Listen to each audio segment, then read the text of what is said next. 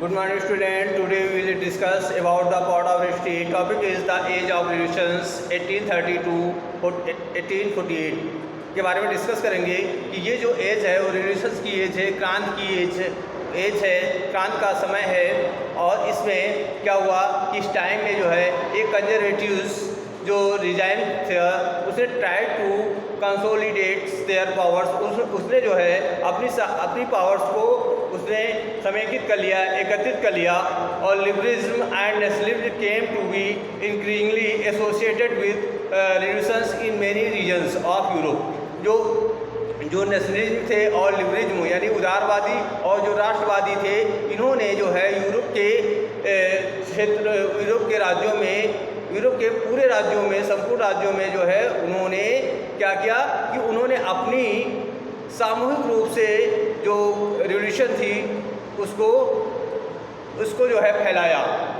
साथ में जैसे इटली था और इटालियन, जर्मनी स्टेट्स, इनमें the princes of the Ottoman empires यानी इटली एंड जर्मनी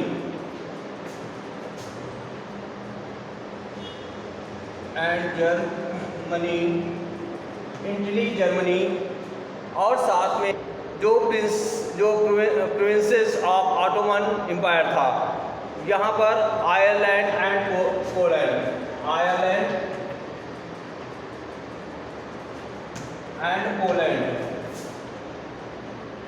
साथ में द प्रिंसेस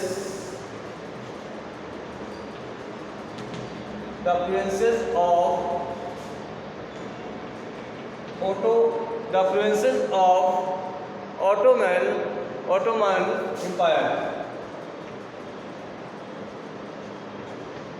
एम्पायर।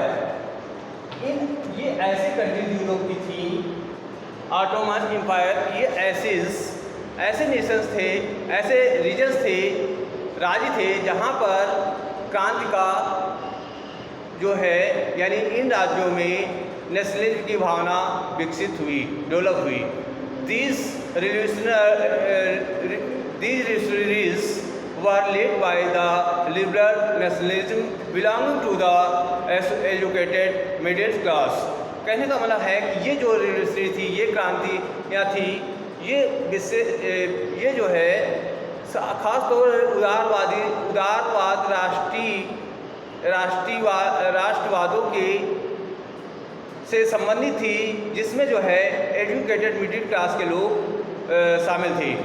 तो एमंग होम वर्क जिनमें से कहने का मतलब है कि ये belonging to the associated middle class elite, among home work professors, school teachers, clerks and members of the commercial middle classes. यानी मिडिल क्लास में ये लोग थे, middle class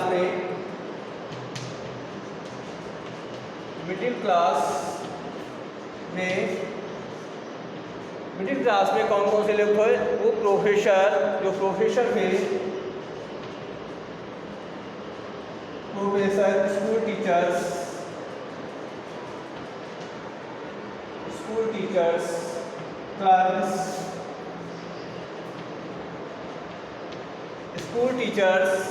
clerks and members of commercial middle classes and member of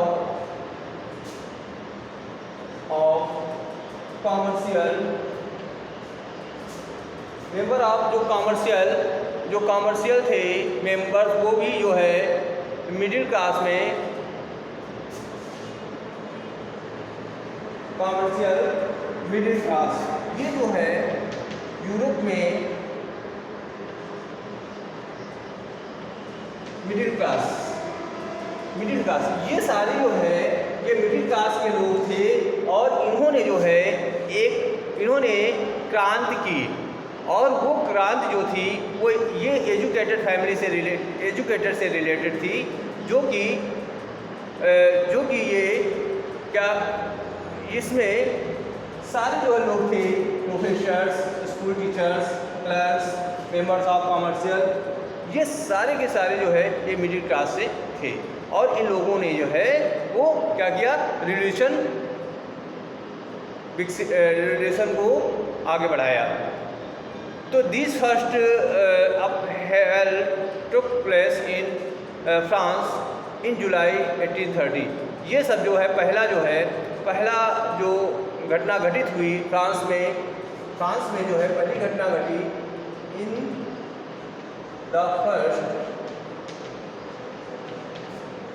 in the first जो अब हेवेल जो एक घटना घटी थी फर्स्ट जो पहली घटना घटित हुई अब हेवेल पहली घटना घटित हुई टुक प्लेस इन फ्रांस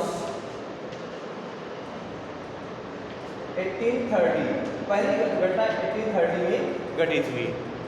अब क्या हुआ इसमें कि जो ब्रूनोबन Kings who had been restored the power during the conservatives whom installed a constitutional monarchy with the Louis Philippe at the head। कहने का मतलब है कि इस टाइम में जो ब्रूनो किंग था, राजा था, इसमें क्या हुआ कि जो Bruno king who had been restored, जिसने जो है अपनी पावर्स को रिस्टोर कर लिया था कंजर्वेटिव रिएक्शन के दौरान 1815 के बाद कंजर्वेटिव रिएक्शन के बाद में जो ब्रूनो राजा था उसने अपनी पावर्स को रिस्टोर कर लिया था, were now overthrown by the revolutionaries who installed a constitutional monarchy with Louis Philippe at its head। कहने का मतलब है कि जो उसने जो है जो लिबरलिज्म जो रिवोल्यूशनरीज थी उसको जो है पूरी तरह से उखाड़ फेंका और उसके पश्चात उसने जो है कॉन्स्टिट्यूशनल मोनार्ची जो है लुइस फिलिप्स के हेड के रूप में जो है स्थापित हुई।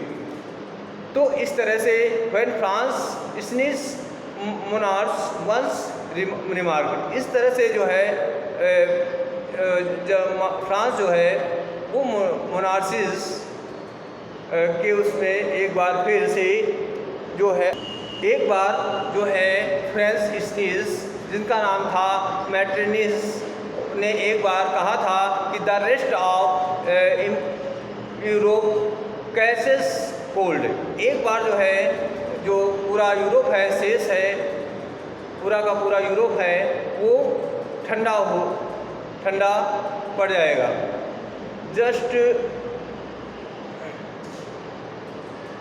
तो इस तरह से जो है अब क्या हुआ कि जो वहाँ पे जो फ्रेंच स्नीज थे उन्होंने एक बार कहा था कि the rest of Europe catches cold. The July revolution spark and uprising in Brussels तक जो है ये फैल गया। When lead to Belgium breaking away from the United Kingdom of the Netherland. United Kingdom of Netherland से जो है ये बेल्जियम को अलग कर दिया गया। तो इस तरह से ये जो है an event that mobilization nationalist feeling among the educated entire across Europe was the Greek War of Independence। कहने का मतलब है कि जो वहाँ पे जो कि मिडिल क्लास के लोगों का ये था जिन्होंने जो है जिनके अंदर नेशनलिस्ट की फीलिंग थी और वो सभी एजुकेटेड थे और उनके इन प्रयासों से जो है जो ग्रीक था वो एक यूरोप का ही राज था, वो एक इंडिपेंडेंट यानी स्वतंत्र हो गया था।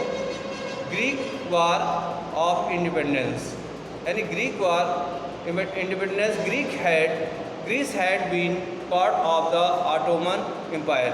अब जो ग्रीस था वहाँ का ग्रीस जो है एक स्टेट था जो कि ऑटोमन एम्पायर का ही एक पार्ट था जो सिंस 15th सेंचुरी जो कि 15th सेंचुरी में था। यानी ग्रीस जो था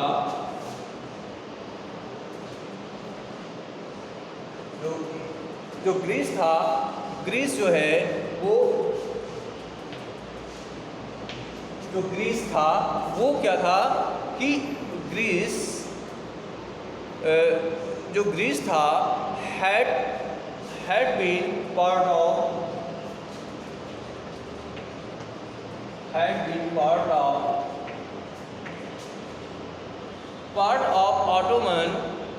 Ottoman Empire,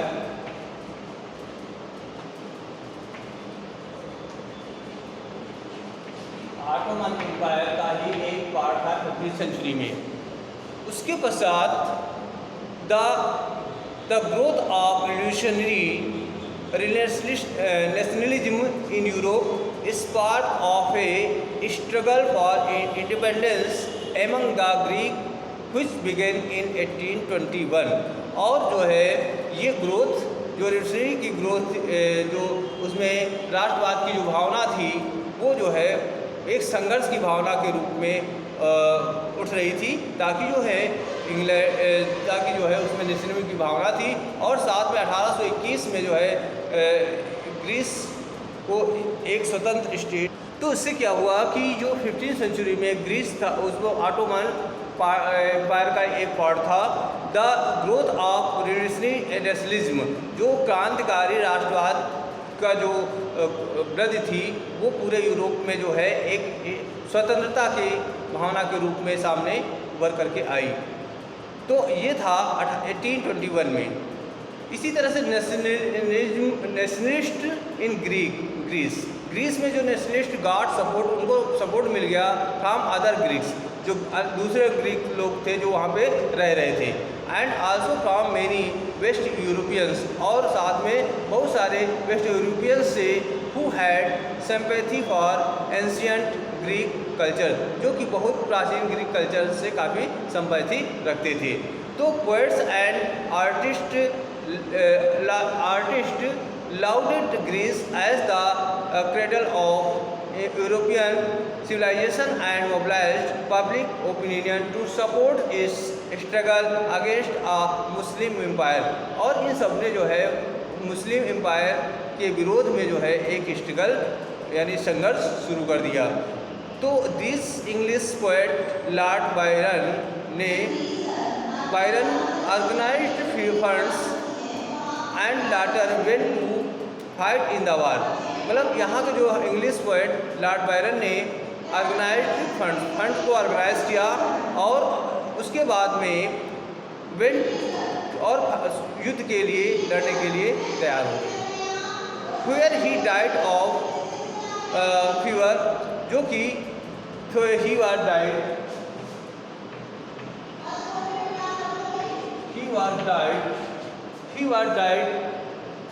he was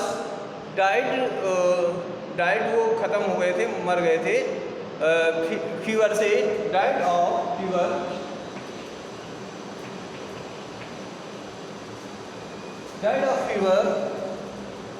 इन 1824 में। तो इस तरह से फाइनली द ट्रीटी ऑफ जो Constantinople of 1830 recognise Greece as an independent nation. तो इस तरह से अंत में जो है जो कॉन्स्टेंटिनोपल ऑफ 1830 की जो हुई थी, ट्रीटी हुई थी, उससे क्या हुआ कि जो ग्रीस था एक कैसा स्टेट बन गया, एक स्वतंत्र स्टेट, स्वतंत्र राष्ट्र बन गया। तो आई होप ये चीज़ आपको क्लियर। तो इस तरह से the romantic imagination and national feelings, the development of nationalism did not come about only through war and terrestrial expansion.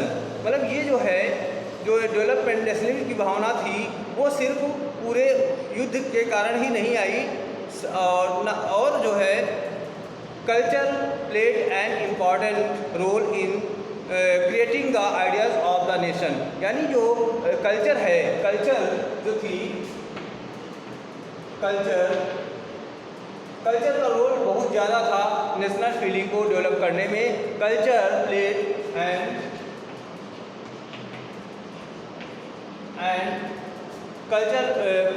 N important role important role to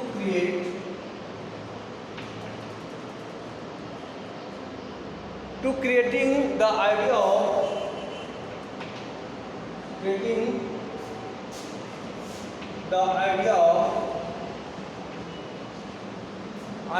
nation।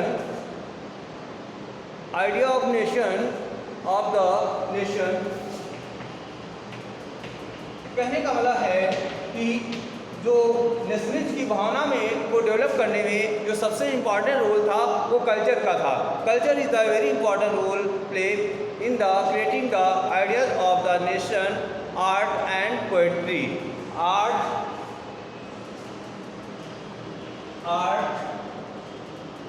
And poetry. Art and poetry, stories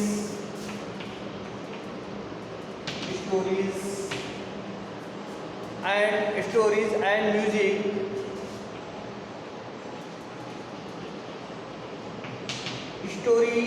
music, और साथ साथ help express and save nationalist feelings. और ये जो है ये इतनी चीज़ें थी जो कि culture played important role to creating the idea of the national. उसमें से साथ साथ आर्ट है, म्यूजिक है, स्टोरीज हैं, ये जो है नेशनल की भावना को डेवलप करने में महत्वपूर्ण योगदान इन्होंने बहुत हेल्प किया है। तो let us look at the romanticism, a culture moments which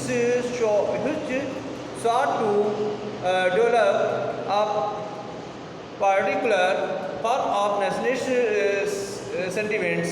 Romantic artists and poets generally criticized the glorification of religion and science. इस तरह से आज का होमवर्क है question number 1, write about the age of revolution 1830 to 1840। Question number 2, in which class was the revolution belonging.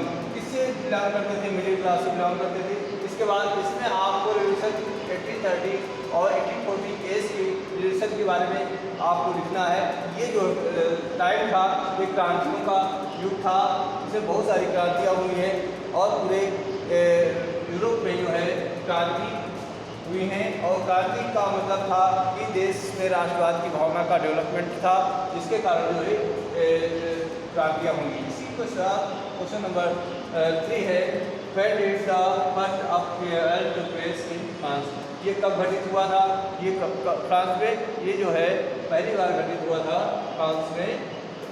इसके बारे में लिखेंगे कि फ्रांस में जो है इस तरह की घटना पहली बार कब घटित हुई थी, तो उसको लिखना है। आई होप ये क्वेश्चन आपको समझ में आ गए हो।